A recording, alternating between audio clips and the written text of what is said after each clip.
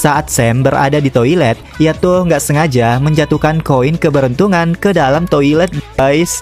Dia pun merasa sangat sedih di pinggir jalan karena hal itu kan. Dia juga ditemenin sama si kucing hitam. Ia terus mondar-mandir memikirkan koinnya sambil bercerita gitu kalau koinnya telah hilang. Kucing yang mendengar itu sangat kaget dan langsung refleks berbicara kepada cewek itu. Dia berkata, "Hah, kenapa kamu menghilangkannya dan menjatuhkannya di kloset? Aduh, itu kan koin yang sangat berharga dan itu adalah koin keberuntungan."